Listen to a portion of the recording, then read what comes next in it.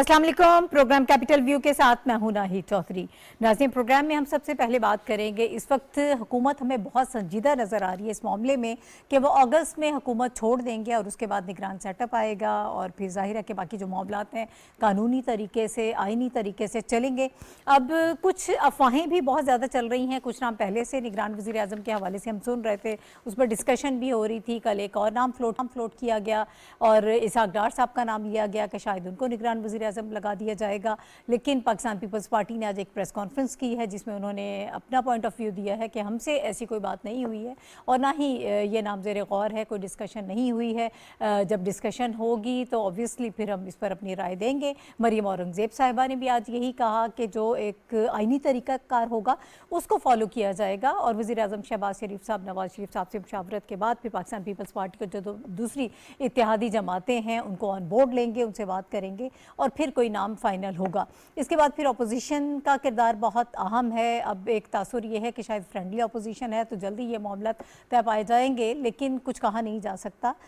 बहुत सारे मामलात इसमें भी उलझ सकते हैं और अगर दोनों तरीके से, दोनों अतराफ से अगर कोई एक नाम फाइनल ना हुआ तो फिर इसका तरीक़ाकार ये होता है कि इलेक्शन कमीशन जो 6 नाम दिए जाते हैं वो कोई एक नाम जो है वो फाइनल कर देता है। अब हालात किस तरफ जा रहे हैं, हुकूमत हमें बहुत संजीदा नज़र आ रही है और नेक नियति के साथ वो ये काम करना चाह रहे हैं कि जो 14-15 माह का अरसा उन्होंने गुजारा है, मुल्क को इकनॉमिक क्राइसिस जो दरपेश था उससे निकालने के लिए भरपूर कोशिश की है। IMF के साथ उन्होंने डील की है। जो इस वक्त सेटअप 9 महीने का जो रिलीफ मिला है ये एक बहुत बड़ी बात है। इसके बाद भी चीज़ें जो हैं वो इसी तरह से आगे चलनी चाहिए। इसहाक डार साहब ने भी एक बात की है कि इलेक्शन कमीशन के जो आईन है उसमें एक्ट में तरमीम होनी चाहिए। इलेक्शन कमीशन एक्ट में तरमीम के बाद ये हो सकता है कि जो निगरान वज़ीर आज़म आए उसको इतना बाख्तियार ज़रूर बना दिया जाए कि इस वक्त जिस इकनॉमिक क्राइसिस का हम शिकार हैं वो मौशी हवाले से कुछ फ़ैसले कर सकें। इस पर हम बात करेंगे प्रोग्राम में और इस वक्त मुझे ज्वाइन कर रहे हैं प्रोग्राम हाफिज़ ताहिर खलील साहब, स्टूडियोज़ में हमारे साथ मौजूद हैं। मारूफ तजियाकार हैं, सीनियर सहाफ़ी हैं। बहुत शुक्रिया हाफिज़ साहब आपका हमें प्रोग्राम में वक्त देने के लिए। उनके साथ रशीद साफ़ी साहब तशरीफ़ फरमा हैं, आप भी सीनियर तजियाकार हैं, मारूफ सहाफ़ी हैं। बहुत शुक्रिया आपका भी साफ़ी साहब हमें ज्वाइन करने के लिए। इनके साथ हमायूं ख़ान साहब तशरीफ़ रखते हैं और हमायूं ख़ान साहब भी सीनियर सहाफ़ी हैं, तजियाकार हैं। सर आपका भी बहुत शुक्रिया हमें प्रोग्राम में वक्त देने के लिए। और हाफिज़ साहब मैं आपसे आगाज़ कर लेती हूँ। सर, बहुत सारी बातें चल रही हैं और इससे पहले कि हम निगरान वज़ीर आज़म साहब के हवाले से बात करें, अभी मैं आपकी तरफ आती हूँ। सर, चौधरी जाफ़र इकबाल साहब ने भी हमें ज्वाइन कर लिया, पाकिस्तान मुस्लिम लीग नून के सीनियर रहनुमा हैं। ये सारी इस वक्त जो अफवाहें और जो ख़बरें आ रही हैं तो मेरा ख्याल है चौधरी साहब हमें ज़्यादा बेहतर तरीके से इस हवाले से बता पाएंगे। बहुत शुक्रिया चौधरी साहब आपका हमें प्रोग्राम में वक्त देने के लिए। सर ठीक है, मैं दोबारा उनकी तरफ वापस आती हूँ, कोई टेक्निकल फॉल्ट है। सर, एक तो ये बात कि ये कहा जा रहा है, अफवाहें बहुत ज़्यादा गर्दिश कर रही हैं कि जो अब निगरान सेटअप आएगा शायद ये थोड़ा सा तवील मुद्दती होगा, सिर्फ 3 माह के लिए नहीं होगा। मुझे ये बताएं इसमें कुछ हकीकत है या नहीं है? देखिए, एक अफवाहें ये फैलाई जा रही हैं। जी नाहिद, बात तो ये है कि इस्लामाबाद में यकीनन एक बहुत बड़ी एक्टिविटी चल रही है क्योंकि मौजूदा हुकूमत अपना जो दौरानिया है, जो आइनी मुद्दत है वो मुकम्मल करने जा रही है और अगस्त के पहले हफ्ते में ये कहा जा रहा है कि इसकी डिसोल्यूशन का टाइम आ जाएगा। और इस हवाले से इत्तेहादी जो जमातें हैं, हुक्मरान इत्तेहाद में शामिल जमातें, देखिए उनके पास एक बड़ा टास्क है क्योंकि 13 जमातों का ये इत्तेहाद जो है वो उसने 14 माह में बड़े मुश्किल फ़ैसले किए हैं और मुल्क को मुश्किल हालात से निकाला है, ख़ास तौर पर मुआशी मामलात में। अब एक बड़ा टास्क आ रहा है इलेक्शन का और उसमें इत्तफाक़ राय पैदा करना, ना सिर्फ निगरान हुकूमत के हवाले से बल्कि मुस्तकबिल में मुआशी मामलात के हवाले से भी और सियासी मामलात के हवाले से भी तमाम जमातों के दरमियान इत्तफाक़ राय पैदा करना, ये भी यकीनन एक मुश्किल टास्क है। अब एक्टिविटी ये शुरू हुई है कि जो इसमें बड़ी जमातें हैं उनकी कमेटियाँ बन गई हैं, जिसमें पाकिस्तान मुस्लिम लीग नवाज़ है, जिसमें पाकिस्तान पीपल्स पार्टी है। आज MQM ने भी अपनी कमेटी बना दी है 3 रुकनी और उसके अलावा JUI भी अपनी कमेटी बना रही है। अब इनमें 4 पार्टियां हैं बड़ी, वो उनमें बाहमी मुशावरत का आगाज़ हुआ है और इसी असना में दुबई में मियां नवाज शरीफ भी मुशावरत कर रहे हैं ताकि निगरान सेटअप ऐसा होना चाहिए जो सबके लिए काबिल कबूल भी हो और वो ऐसे फैसले कर सके जिससे मुल्की मामलात, ख़ास तौर पर मुआशी मामलात को आगे बढ़ाया जा सके। ठीक है। तो ये जो एक्टिविटी चल रही है उस पर प्राइम मिनिस्टर जो हैं वो भी एक मुशावरती सिलसिला उन्होंने शुरू कर रखा है। अब आज जो मोहतरमा शहरी रहमान और फैसल करीम कुंडी ने जो प्रेस कॉन्फ्रेंस अच्छा की है, सर, इस पर मैं दोबारा वापस आऊंगी कि जो नाम जेरे गौर जी। हैं, जाहिर है कि अब आगे और नाम भी आएंगे। हम जाहिर है, काफी दिनों हर से बहुत पार्टी सारे जो है नाम वो सुन भी रहे अपना हैं, नाम दे सकती है। जाहिर है वो भी देंगे। इस पर मैं बाद में आऊंगी। पहले तो ये जो एक खबरें ये आ रही हैं साफी साहब, हालांकि पाकिस्तान पीपल्स पार्टी भी ये चाहती है कि टाइम पे इलेक्शंस हो जाएं, नून लीग भी यही चाहती है, तमाम सियासी जमातों का इस वक्त उनकी ये ख्वाहिश है कि वक्त पर इलेक्शन होनी चाहिए। लेकिन इसके बावजूद कुछ आवाज़ें उठ रही हैं, कुछ अफवाहें सरगर्म हैं कि ये जो निगरान सेटअप है ये कुछ ज़्यादा मुद्दत का हो सकता है, 3 माह से ज़ायद। इसमें क्या कुछ हकीकत है या कुछ ऐसे हालात आपको नज़र आ रहे हैं जिनके पेश नज़र ये कहा जा रहा है? शुक्रिया नाइक। देखिए, एक तो आईन इजाज़त नहीं देता कि अगर बर वक्त असम्बलियाँ तहलील हो तो 60 दिन में, और अगर कबल अज़ वक्त एक दिन भी अगर कबल अज़ वक्त असम्बली चली जाए तो फिर 90 दिन का दौरानिया के अंदर अंदर आपको इंतखाबात करवाने पड़ते। ये आईन इस हवाले से ठीक है। बिल्कुल क्लियर है। अच्छा साफ़ी साहब, अगर आप मुझे इजाज़त दें तो यही सवाल जो मैंने आपसे किया है, मैं आपकी राय इस पे लेती हूँ। जाफ़र इकबाल साहब एक मिनट पर फिर हमारे साथ मौजूद हैं, मैं उनकी राय जान लेती हूँ। जाफ़र इकबाल साहब, बहुत शुक्रिया आपके वक्त का। सर हमें ये बताइएगा, इस वक्त जो हमें बज़ाहिर सारी जो सिचुएशन नज़र आ रही है, पाकिस्तान मुस्लिम लीग नून, पाकिस्तान पीपल्स पार्टी, तमाम इत्तेहादी जमातें ऑलमोस्ट ये चाहती हैं कि वक्त पर इलेक्शंस होने चाहिए, लेकिन कुछ अफवाहें ये भी सुनने में आ रही हैं कि जो निगरान सेटअप होगा शायद वो 3 माह से ज़्यादा का होगा। क्या इसमें कुछ हकीकत है या क्या पस मंज़र है इन खबरों का? बहुत शुक्रिया। पहले तो साफी साहब से माजरत के आपने उनको काट के और मुझे गुफ्तगू करने का कह दिया। अच्छा नहीं लगता इस तरह से वही जवाब नहीं, आप मेहमान हैं जी, आप बताएं। आप हमारे मेहमान हैं और साफी साहब बड़े आला ज़र्फ के मालिक हैं। बहुत शुक्रिया जी आप सबका। देखिए, पाकिस्तानी कौम हमेशा से खतरात और खदशात के अंदर घिरी रही है। बैरूनी खतरात, अंदरूनी खतरात, ठीक है जी, मुआशी खतरात, मुआशरती खतरात, और उन सब के अंदर जो अभी जो आपने सवाल उठाया कि खदशात हैं जी, स्टेट ऑफ कंफ्यूजन जो होती है वो इंसान के बारे में हो, किसी खानदान के और मुल्क के बारे में हो, फिर तो बहुत ही नुकसानदेह है। अच्छा, मैं नॉर्वे रहा हूँ 7-8 साल। वहां पे इतनी आज़ादी नहीं है, वो कि हम उन्हें बहुत आज़ाद समझते हैं कि आप जो जिन मामलात से रियासत पे फर्क पड़े आप उनको भी यूं ही जो है ना वो बताते, दोहराते और चले जाएं। लेकिन यहाँ पे सिलसिला और है। वजीर आजम को भी कहते हैं गिरबान से पकड़ के निकाल देंगे, असम्बली के दरवाजे भी तोड़ देते हैं, और फिर वो कहानी जाके जनाब उस पर खत्म होती है, एक लंबी रुदाद है। ये बातें अमूमी तौर पे, टू बी वेरी ऑनेस्ट, नीचे अवाम के अंदर भी हो रही हैं, और इस बात से बहुत फिक्र लाक है लोगों को। अब ये हमारी जिम्मेदारी है पॉलिटिशियंस की कि हम ऐसा जिम्मेदाराना रवैया अपनाएं जिससे ये एहसास ना कन्वे हो पाए, और वो तब ही है कि जब हम खुद बड़े मतलब कन्फर्म इन चीजों को करें और उस तरफ चल पड़े। जब हमारे अंदर से भी कुछ लोग कहने लग पड़ते हैं तो फिर यहाँ क्या नहीं हुआ, 90 दिन के लिए आने वाले कितने कितने साल जो है वो टिके रहे हैं।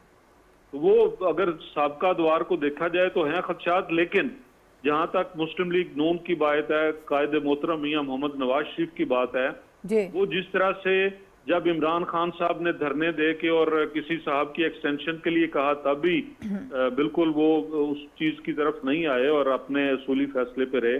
तो आज भी उनका फैसला यही है कि इंतखाबात अक्टूबर नवंबर से आगे किसी सूरत नहीं जाने चाहिए।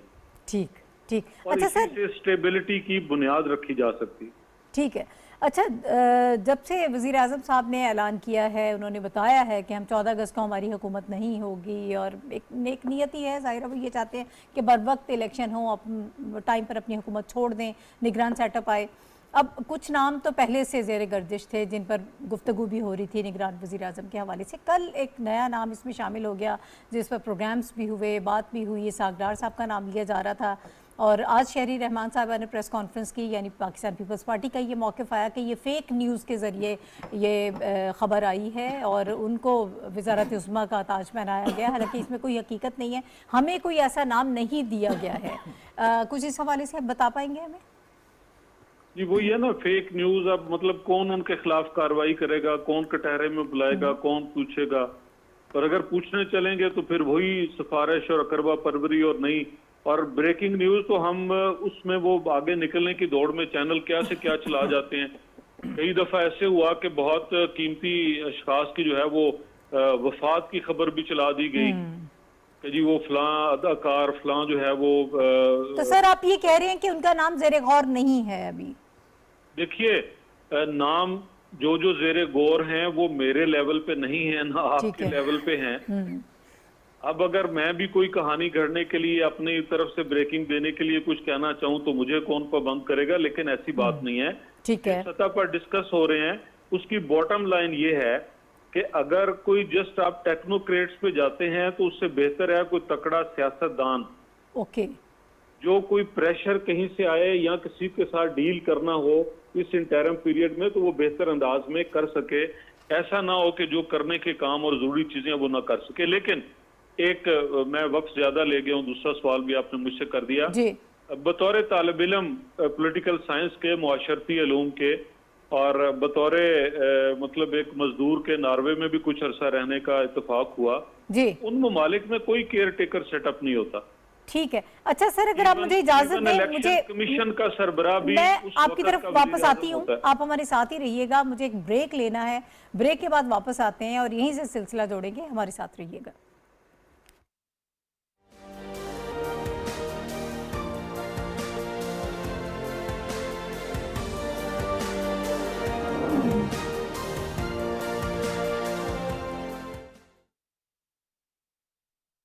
अल्लाहु अकबर, अल्लाहु अकबर, अल्लाहु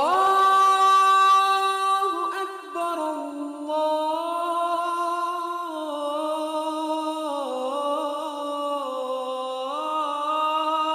अल्लाहु अकबर।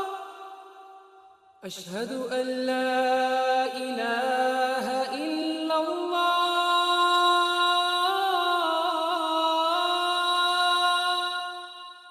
अशहदु अल्ला इलाहा इल्लल्लाह, अशहदु अन्ना मुहम्मदर रसूलुल्लाह,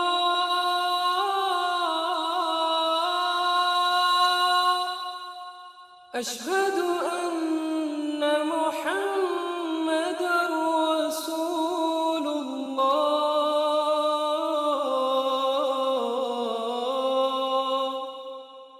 हय्य अला अस्सलाह,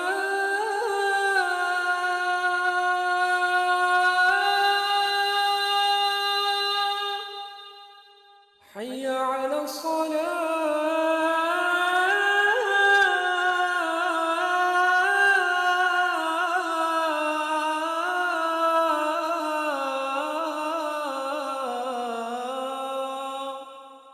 हय्य अलल फलाह,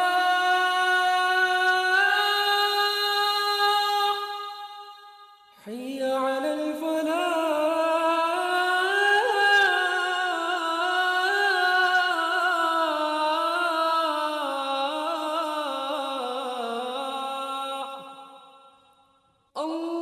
अल्लाहु अकबर, अल्लाहु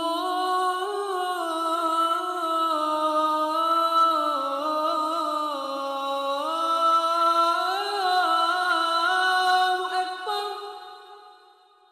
ला इलाहा इल्लल्लाह।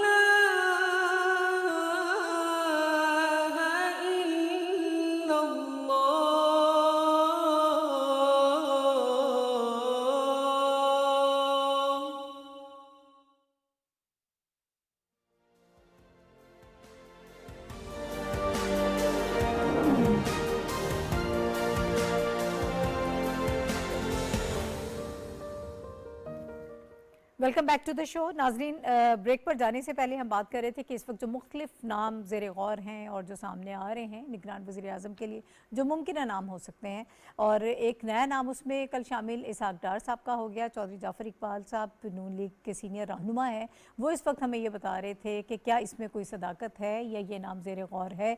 कल एहसन इकबाल साहब ने एक प्रोग्राम में कहा था कि अगर उनका नाम आता है और तमाम सियासी जमातें इस पर इत्तफाक करती हैं तो फिर हो सकता है कि वो वज़ीर आज़म बन जाएँ। चौधरी इकबाल साहब, सर अपनी बात मुकम्मल कीजिएगा।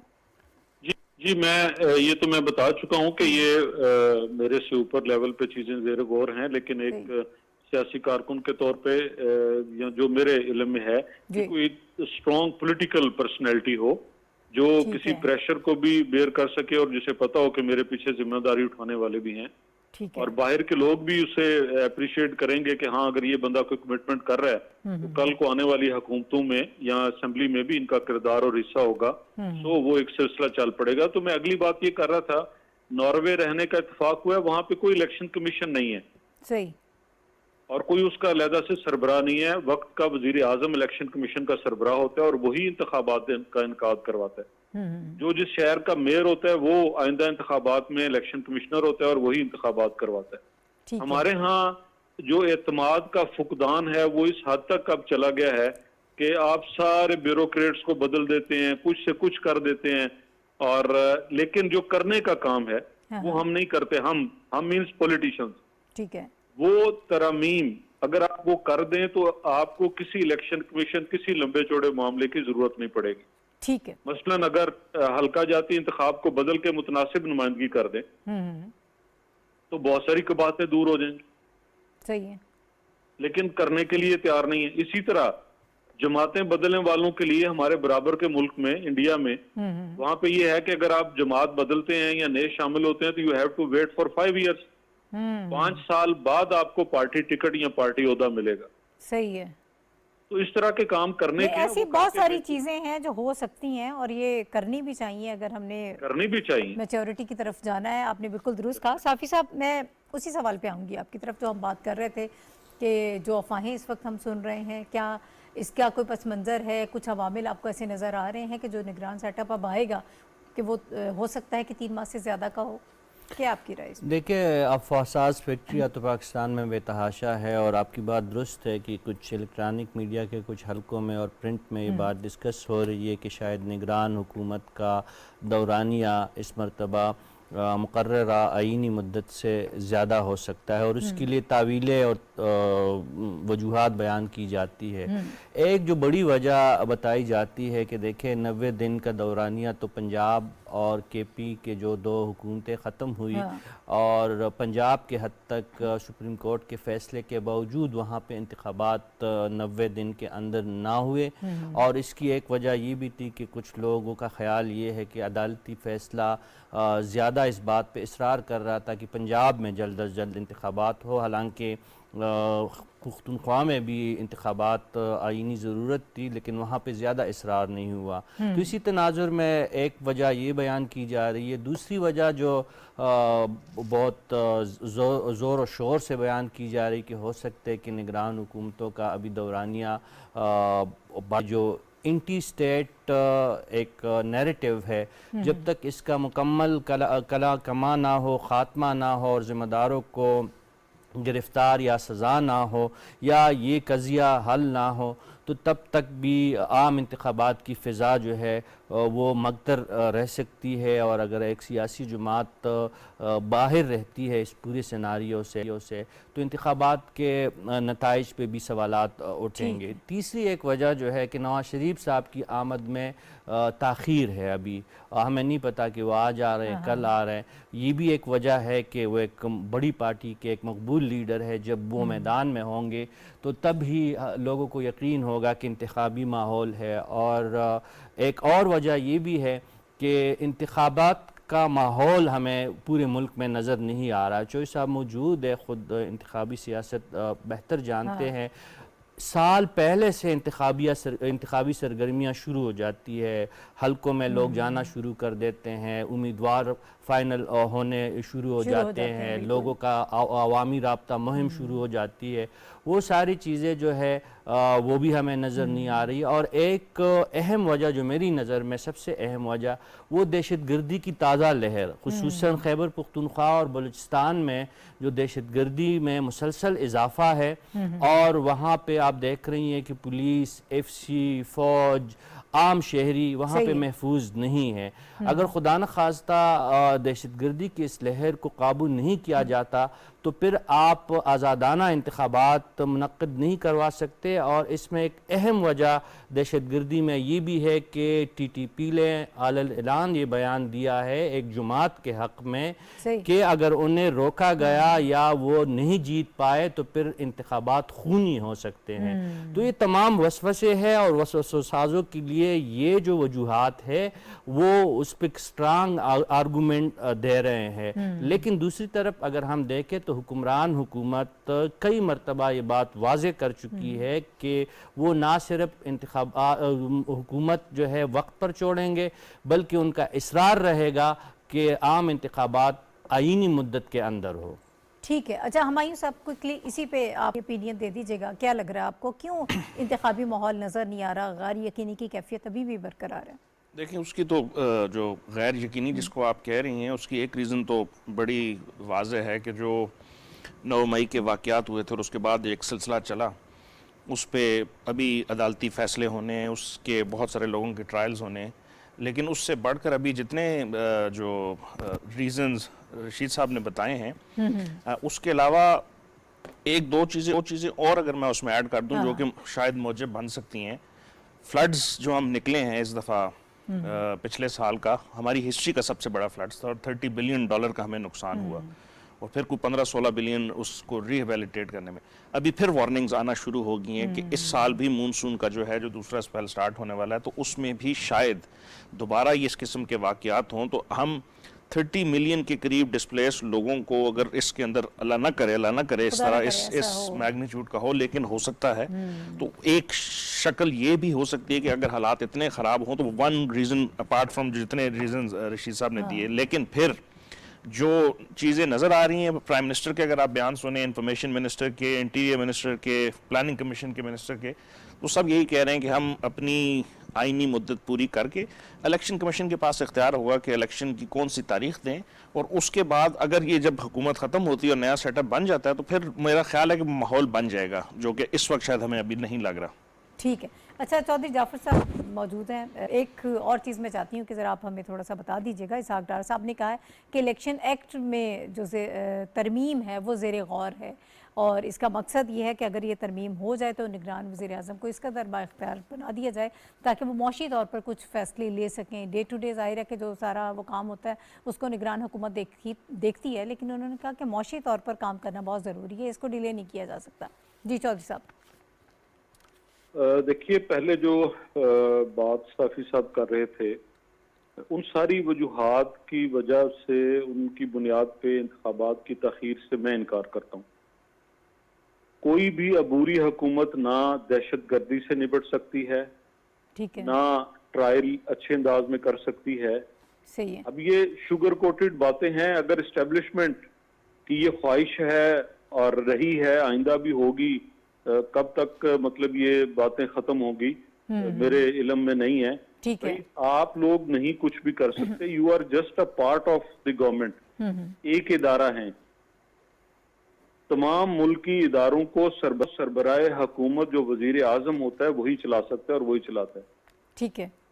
तूफानों से निपटना हो, मुआशी मामलात को दुरुस्त करना हो, सियासी मुशर्रफ साहब ने कितना अरसा हुकूमत की, क्या कर सके वो? उनके पास सारे इख्तियारात थे, लेकिन कोई चीज नहीं दे सके जिसने कोई एड ऑन किया हो मुआशरती या सियासी निजाम के अंदर। बिल आखिर सियासी हुकूमतें आई, उन्होंने आके सारे इकदाम किए, दहशत गर्दी का खात्मा, power crisis, political consensus build करना। तो अब भी जिनको ये खतरात नजर आते हैं भले नजर आते रहें, लेकिन मैं बतौर एक पॉलिटिकल वर्कर, बतौर एक आम आदमी ये तवक्को रखता हूं सियासी जमातों से कि इंतखाबात ये 2-3 माह का अरसा कोई लंबा चौड़ा अरसा नहीं है। ठीक होने है। के बाद जो हुकूमत आएगी वही इनसे निपट सकेगी। सही है, दुरुस्त है। चाहे वो ट्रायल हो। फिर अगली बात आपने कि सागदार साहब ने कहा कि जी, मैं ये चाह रही हूँ इस पे अपनी राय दे दें सर, वक्त थोड़ा कम है। जी, अगर कोई जरूरत ऐसी है जिसमें करना है तो ठीक है, कीजिए, आपके पास इख्तियार है, हमारे पास हुकूमत है, वो कर देना चाहिए। लेकिन ये कोई ये सारे वो सॉल्यूशंस हैं जिसको हम कॉस्मेटिक कहते हैं। जो असल सॉल्यूशन है वो बर वक्त इंतखाबात है। हर आम आदमी, हर कारोबारी आदमी। बहुत शुक्रिया चौधरी जाफर इकबाल साहब जो बात कर रहे थे, फौरी तौर पर बर वक्त इलेक्शन जो है वो तमाम मसाइल का हल है, ये कॉस्मेटिक सॉल्यूशंस हैं। मुझे ज़रा बताइएगा इलेक्शन एक्ट के हवाले से जो देखिए, उन्होंने बात की है, नाहिद, बात ये है, सादा अक्सरियत से ये होगा, ये देखिए, ज़ेर गौर है? एक तो यह है कि पॉलिटिकल विल है कि इलेक्शन बर वक्त होने चाहिए। इस पर तमाम पार्टियां भी मुत्तफिक हैं, पीपल्स पार्टी समेत। तो और ये एक नज़र आ रहा है कि इलेक्शन वक्त पे होंगे। अब जहाँ तक ये इंतखाबी कानून में तरमीम का मामला है, ये आर्टिकल 230 में तरमीम तजवीज़ की गई है। ठीक है। आर्टिकल 230 ये कह रहा है कि केयर टेकर गवर्नमेंट जो है, ये इलेक्शन एक्ट है 2017 का, उसमें ठीक है। तरमीम तजवीज़ की गई है। उसके तहत ये है कि इख्तियारात को कुछ वसी करना है ताकि इलेक्शन के लिए जो बनाई जा रही है केयर टेकर, वो डे टू डे मामलात के अलावा कुछ अहम फैसले भी कर सके। और उसमें इख्तियारात में तोसी देने का मतलब ये है कि IMF के साथ देखें, अब जो मुआहदा तय पाया है उस पर अमल दरामद का मामला है। सही है, उसमें बिल्कुल एक किस्त केयर टेकर ने वसूल करनी है, और उस केयर टेकर ने जो किस्त वसूल करनी है उसमें कुछ शराइत भी हैं, उन शराइत पर अमल दरामद भी करना होगा उसको। तो उस अमल दरामद के लिए ज़रूरी यह है कि उसके पास इख्तियारात हों, वरना ये इख्तियारात ना होने के बाइस जो है हम इन मामलात में फंस जाएंगे। तो ज़रूरी यह है कि हुकूमत और रियासत के मामलात जो है वो खुश उसलूबी से चलने चाहिए, और उसके लिए आइन कानून में जो है मुजव्वज़ा तरामीम की जा रही हैं, और इसके हवाले से एक इत्तफाक राय भी पैदा हो गया। ठीक है। अच्छा साफ़ी साहब, मैंने ये बात की थी चौधरी जाफ़र साहब से कि एक तासुर हमारे यहाँ ये मौजूद है अभी इस वक्त के जो अपोजिशन है वो फ्रेंडली अपोजिशन है। राजा रियाज साहब जो हैं वो जाहिर है कि अब 3 नाम अपोजिशन की तरफ से आने हैं, 3 नाम सियासी जमात जो इत्तेहाद है, जो हुकूमत है, उनकी जानिब से आएंगे, फिर एक नाम जो है वो तजवीज़ किया जाएगा, उस पर इत्तेफाक होगा और वो निगरान वज़ीर आज़म होगा। क्या टफ टाइम दे सकते हैं राजा रियाज साहब, या ये जो तासुर है इस वक्त मौजूद ये दुरुस्त है? देखिए, कौमी असम्बली में अपोजिशन की कमज़ोर हैसियत से इनकार नहीं है, लेकिन आईनी तौर पर राजा रियाज के वही इख्तियारात है जो एक अपोजिशन लीडर के होते हैं। तो अगर वो रखना डालना चाहे या इस प्रोसेस में वो अपनी राय शामिल करने पे बज़िद हो जाए तो वो कर सकते हैं। अब हमें नहीं पता कि राजा रियाज साहब इस वक्त क्या सोच रहे हैं। अभी तक हुकूमत का साथ उन्होंने कई अहम मामलात पे दिया है, यानी जो ये हम तरामीम देख रहे हैं, ये जो बिल और एक्ट पास हो रहे हैं, तमाम में अपोजिशन ने हुकूमत का साथ दिया है। तो तवक्को तो ये है कि एक स्मूथ सीलिंग के लिए, एक स्मूथ प्रोसेस के लिए अपोजिशन लीडर हुकूमत का साथ ज़रूर देंगे, लेकिन उनके आईनी इख्तियारात मौजूद है, उससे तो इनकार नहीं है। उन्होंने 3 नाम उन्होंने तजवीज़ करने, 3 नाम जो है हुकूमत ने तजवीज़ करने। अगर इत्तेफाक राय इन 6 लोगों में नहीं होता तो फिर इलेक्शन कमीशन के पास मामला जा सकते हैं, और फिर इलेक्शन कमीशन का इख्तियार है कि वो किसको निगरान हुकूमत वज़ीर आज़म बनाए। तो ये तमाम सूरत हाल मौजूद है। इससे कबल जो आपने वसवसों की बात की, तो मैंने वो वसवसे बयान की।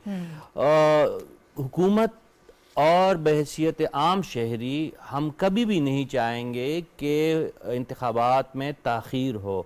आइन अगर पहले वायलेट हुआ है पंजाब और खैबर पख्तूनख्वा के असम्बलियों के हवाले से, तो इस दफ़ा कौमी असम्बली के हवाले से कोई भी तावील और कोई भी जवाज़ पेश करके निगरानों का दौरानिया नहीं बढ़ना चाहिए। अगर बर वक्त असम्बलियाँ तहलील होती है तो 60 दिन के अंदर इंतखाबात ज़रूर होने चाहिए। अगर बर वक्त नहीं होती तो 90 दिन का एक ऑप्शन गवर्नमेंट के पास मौजूद होगी, और इलेक्शन कमीशन को चाहिए कि 90 दिनों के अंदर ही इंतखाबात करवाए जाए। और हमें तवक्को है, ये वसवसे, ये अफवाह हैं, ये अपनी जगह पे हैं, लेकिन मुल्क की ज़रूरत, जमहूरियत की बका और पार्लियामान की बारदस्ती का ये तकाजा है कि इंतखाबात जो है वो बर वक्त होने चाहिए। ठीक है, हुमायूं साहब आप भी अपनी राय दे दीजिएगा। स्मूथ सेलिंग लग रही है आपको ये सारे मामलात, या कुछ मसाइल हो सकते हैं इसमें? नहीं, मसाइल तो हैं इसमें। तो आप ये देखें ना, पिछले 16 महीनों में जब से ये कोalition गवर्नमेंट आई है, एक के बाद एक जो है वो मसला है जिससे इनको डील करना पड़ा।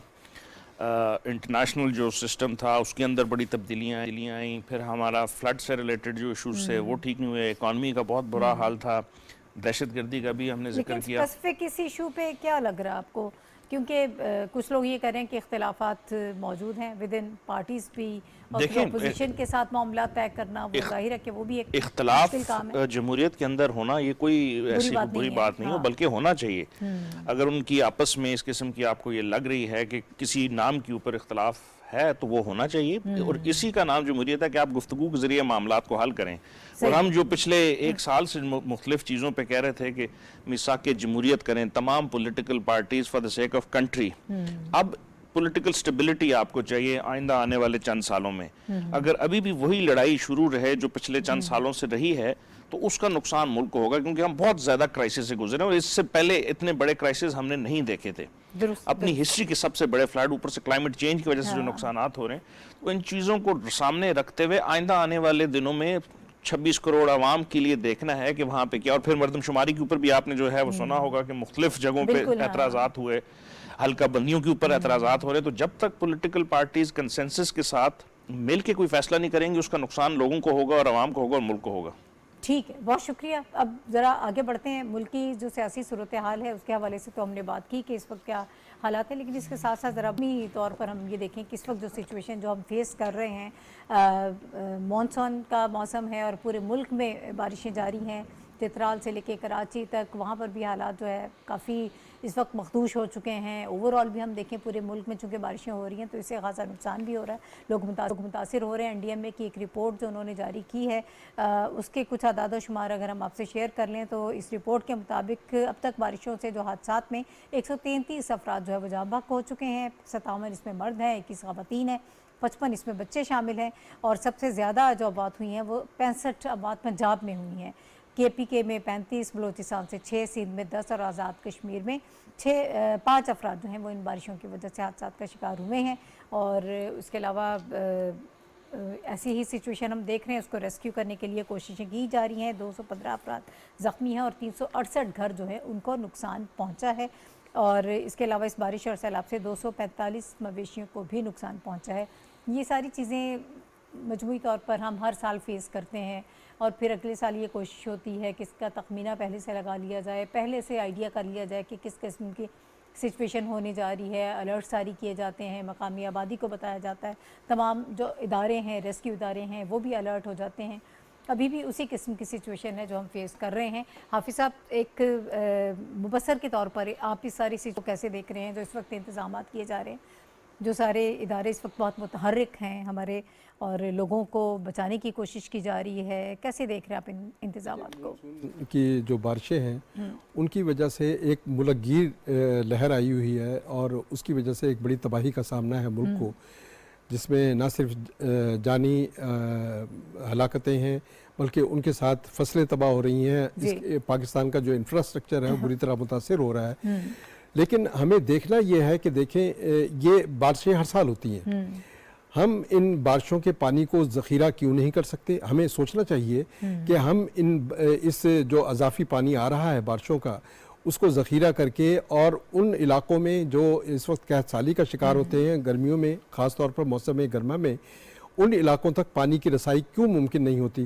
क्योंकि दुनिया के तरक्की याफ्ता इलाकों में, और अब तो बहुत से तरक्की पजीर ममालिक में, ख़ुद इंडिया में भी इस टेक्नोलॉजी पर काम चल रहा है कि बारिशों का पानी जो है उसको स्टोर किया जाए और उसको उस वक्त इस्तेमाल किया जाए जब मुल्क को ज़रूरत होती है। एक तो ये है। दूसरा ये है कि देखें, ये कुदरती आफत है, हर साल इस कुदरती आफत का सामना है।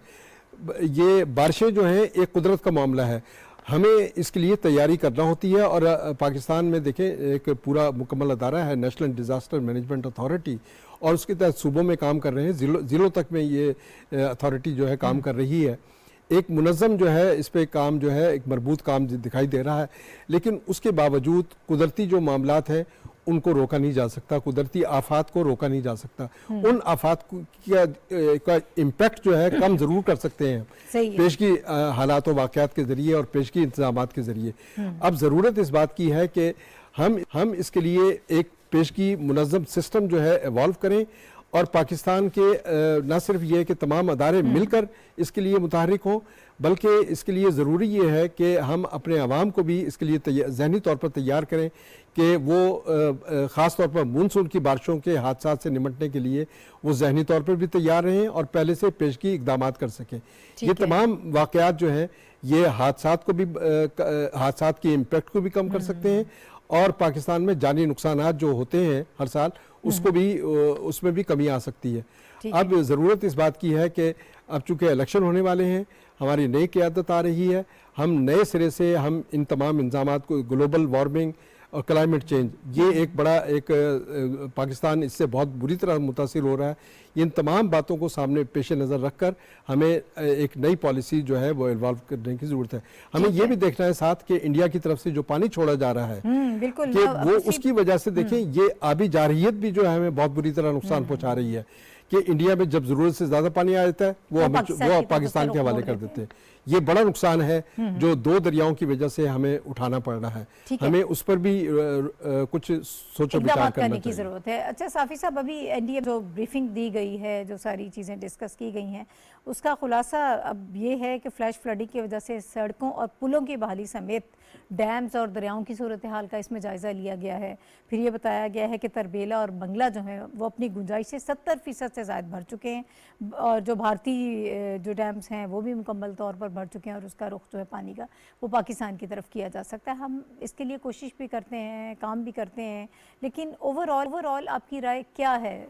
क्यों मुकम्मल तौर, जाहिर है कि हम हमारी जैसे जो डेवलपिंग कंट्रीज़ हैं मुकम्मल तौर पर इन चीज़ों को इग्नोर नहीं कर सकते, कुछ ना कुछ नुकसान हमें फेस करना ही पड़ता है, हमारे पास इतने वसाइल भी नहीं होते, लेकिन कहाँ आपको नज़र आ रही है प्रॉब्लम? देखिए, हमारी बदकिस्मती यही रही है नाहिद कि जब भी हमें इस किस्म की सूरत हाल का सामना करना पड़ जाता है तो हम रेस्क्यू रिलीफ करके अपनी जिम्मेदारियाँ ख़त्म समझ लेते हैं। ऐसा नहीं है, ये कुदरती आफत है। आप जिस रीजन में आपका मुल्क वाक़या है ये एक नहीं कई कुदरती आफात की जद में है। आपको लॉन्ग टर्म मनसूबाबंदियाँ करनी पड़ेगी। आपको जो आपने 2 बड़े डैमों का जिक्र किया है, 2-3 ही बड़े पानी के ज़खायर के लिए आपके पास जगह मौजूद है और वो इस वक्त 70% से ज़्यादा बढ़ चुके हैं और उसमें गुंजाइश बहुत कम है। और जिस तरह बताया जा रहा है कि 6 अगस्त तक दूसरा स्पेल चल सकता है, 31 से शुरू होकर 6 अगस्त तक एक दूसरा स्पेल आ सकता है, जिससे हमारा अपना पानी जो बारिश का पानी है वो इन हमारे जो आबी ज़खायर है उसको भरने के लिए काफ़ी है। और अगर जिस तरह हाफिज़ साहब ने फरमाया कि इंडिया की तरफ से भी आबी जारहियत का ख़दशा होता है और वो ज़रूरत से ज़ायद पानी भी कभी कभार ऐसे मौसमों में छोड़ देते हैं। हालांकि उनके पाकिस्तान और इंडिया के दरमियान कई किस्म के आबी मुआहदे हैं जिस पे वो पाबंद है कि वो एक दूसरे की ज़रूरतों के और हालात और वाक़यात को मद्देनज़र रखते हुए आबी ज़खायर में पानी छोड़ने का जो है लेवल वो मुनासिब रखेंगे। लेकिन इंडिया ने कभी भी इन मुआहदों की पासदारी नहीं की। तो ख़दशात हमें ना सिर्फ अपने शुमाल से है, आपने देखा कि इस वक्त भी हमारे शुमाली इलाका जात जिस तरह चित्राल है, मलकंड है, शांगला है, स्वात है, वहाँ पे लैंडस्लाइडिंग की वजह से, वहाँ पे फ्लैश बारिशों की वजह से, वहाँ पे जो अर्बन फ्लडिंग की वजह से काफ़ी नुकसानात हुए, लोगों के जानी नुकसान हुआ है, लोगों के अमलाक बह गए हैं, मवेशी बह गए हैं, फसलें तबाह बर्बाद हो गई हैं। इनकी वजूहात देखिए आप हम सब जानते हैं, लेकिन उसकी मनसूबाबंदी नहीं करते। चतराल, स्वात और शुमाली इलाका जात में लैंड स्लाइडिंग ने तबाही पैर दी है। पूरा आपका शहर रेशम इस वक्त बंद है। चीन के साथ आपका ज़मीनी रास्ता जो है कई जगह वो उसमें रुकावटें पैदा हो गई है। इसकी बुनियादी वजह ये है कि जंगलात की बेतहाशा कटाई हो रही है वहाँ पे शुमाली इलाका जात में, और फॉरेस्ट्रेशन के लिए कुछ भी हम नहीं कर रहे, एक वजह। दूसरी वजह ये है कि हम सिर्फ ये चंद ही जो आबी ज़खायर है उस पे हमारा तकिया है। जो छोटे डैम है, जो स्मॉल और मीडियम डैम्स है, उसमें हम एक कदम नहीं उठा रहे और तसव्वुर कर बैठे हैं अब बारिश ने तो बरसना है, इस खित्ते में बारिशों ने भी आना है, आपके सी लेवल ने भी ऊंचा हो जाना है, टाइफोन ने भी आने हैं, आंधी तूफान भी आएंगे। उसके लिए अगर आप मनसूबाबंदियाँ नहीं करेंगे, जो मैंने बताया कि 2 अहम चीज़ें आपको अभी से करनी होगी, तो आने वाले 8-10 सालों बाद जो है जाके आप कुछ ना कुछ आपकी बचाव की सूरत निकल आ सकती है। एक तो फॉरेस्ट्रेशन, बेतहाशा फॉरेस्ट्रेशन, वो बिलियन ट्री वाली फॉरेस्ट्रेशन नहीं, हकीकी मानों में फॉरेस्ट्रेशन। दूसरे आबी ज़खायर। इसके अलावा आप आपके पास सैलाब से बचने की कोई राह नहीं है। ठीक है। अच्छा हुमायूं साहब, काफ़ी इंतज़ामात या फिर जिस प्लानिंग का जिक्र कर रहे हैं साफ़ी साहब की नहीं है, हमारे यहाँ की नहीं जाती, ये इसकी वजह है या फिर इस वक्त जो सारे मामलात हम देख रहे हैं और इस मौसमियाती तब्दीली के सामने हम बेबस हैं, ये सबसे बड़ी वजह? ये मेरे ख्याल है कॉम्बिनेशन ऑफ ऑल फैक्टर्स। इसमें किसी एक को हम ज़्यादा किसी वक्त तो देखते हैं, लेकिन पाकिस्तान के अंदर जिन दो मसाइल का रशीद साहब ने जिक्र किया, इसके अलावा एक जो बहुत बड़ा मसला है जिसकी तरफ तवज्जो कम है, वो हमारी बेहंगम आबादी का बढ़ना है। और इस वक्त साउथ एशिया में सबसे ज़्यादा तेज़ी से ग्रो करने वाला मुल्क है। आप अपने साथ के बाकी ममालिक जहाँ से हम एग्जांपल्स ड्रॉ करते हैं, इंडिया की या बांग्लादेश की, वो हमारे साथ ही 71 ऑनवर्ड्स देखें तो उन्होंने अपनी जो आबादी है उसको 160-65 मिलियन के करीब रखा है और हम 260 के करीब पहुंच चुके हैं और 71 में वो हमसे ज़्यादा थे। तो एक तो ये, अच्छा, उससे आपकी प्लानिंग के ऊपर बहुत बड़ा असर पड़ता है। आप ये जो मास माइग्रेशन होती है, अर्बन प्लानिंग है, डेवलपमेंट के फंड्स हमारे पास नहीं है, हुकूमत सब कुछ नहीं कर सकती। और जिस तरह हाफिज साहब कह रहे थे, दुनिया में जहाँ जहाँ इस किस्म के वो आते हैं, कैटास्ट्रफीज आती हैं, वहाँ की अमेरिका जैसा मुल्क जो इस वक्त दुनिया की सुपर पावर है वो खुद मैनेज नहीं कर पाता मुख्तलिफ जो क्राइसिस आते हैं। तो पाकिस्तान के अंदर भी हमें जो है प्राइवेट पब्लिक पार्टनरशिप करनी है। आबादी के जो तनासुब बहुत तेज़ी से बढ़ रहा है उसको किसी तरह कंट्रोल करना है और रिजर्वायर बनाने हैं। इसमें कोई दो राय नहीं कि हम हर साल पानी जो है बहुत हद तक जो है वो ज़ाया कर देते हैं, जिसको हम स्टोर करके उसकी यूटिलाइजेशन कर सकते हैं। और फिर एक और जो है, पाकिस्तान इस वक्त दुनिया के उन 10 ममालिक की फहरिस्त में दूसरे या तीसरे नंबर पे है जहाँ पे क्लाइमेट चेंज की वजह से सबसे ज़्यादा नुकसानात हो रहे हैं। और एक नहीं, तकरीबन 20 किस्म के जो हैं वो डिज़ास्टर्स जो हैं वो आ चुके हैं। हीट वेव इससे पहले पाकिस्तान में आई। अब उसका नुकसान यही होता है कि जब इसके हीट, सामने तो हम बेबस हैं, हम कुछ नहीं कर सकते इसके। हम उसको मिटिगेट कर सकते हैं अगर अच्छी पॉलिसीज और लॉन्ग टर्म प्लानिंग होगी। अब हुकूमत इस वक्त जो है वो इकोनॉमी को दुरुस्त करने में लगी हुई है, फौज जो है वो दहशतगर्दी को रोकने में लगी हुई है। तो उसमें आप फिर इन्हीं को दोबारा सारी चीज़ों को अंदर अगर आप डालेंगे तो उनके पास टाइम नहीं होगा कि इलेक्शन भी आपने करवाने हैं, ये चीज़ें भी करनी। इदारे तो मौजूद जी हैं, ना, लेकिन बड़ी लॉन्ग टर्म प्लानिंग की जरूरत है। जो नहीं करार दे बिल्कुल सकते नहीं, कि जो रेलिवेंट इदारे हैं वो इस पे काम कर सकते हैं। अब फौज ने और सारा जो है हुकूमत ने, वजीर आज़म ने तो ये सारे काम नहीं कर रहे ना। इस पे वॉर फुटिंग पे प्लानिंग होनी चाहिए और टास्क रखने चाहिए कि अगले 5 सालों में हमने किस तरह आबादी के तनासुब को कम करना और कितने रिजर्वायर बनाने, और फिर जो फॉरेस्टेशन का जिक्र कर रहे हैं उसको एक प्रॉपर पूरे प्लानिंग के साथ करनी है। बेहंगम या ऐसे दरख्त नहीं लगा देने जिसका कोई फायदा नहीं। हॉलिस्टिकल एक अप्रोच अगर नजर आए तो फिर वॉर फुटिंग पे आपकी 5 से 10 साल की स्ट्रेटजी नजर आनी चाहिए। ठीक है हाफिज साहब, इस पे सर अपनी राय दें। अब नई पार्लियामेंट आ रही है, नए इलेक्शन होने वाले, ये अगली पार्लियामेंट को इस पर तरजीही बुनियादों पर सोचना चाहिए और एक कौमी इत्तफाक राय के साथ एक नई पॉलिसी वज़ा करनी चाहिए कि हमें कुदरती आफात से, ख़ास तौर पर सैलाब के सूरत हाल से कैसे निपटना है। और जब भी सैलाब आए तो हमें उसके लिए पेशगी तैयारी करनी, एक जामे और मजबूत पॉलिसी की ज़रूरत है इसके लिए, और इसके लिए एक कौमी इत्तफाक राय भी होना चाहिए। आपका एक डैम फंड भी बना था जी।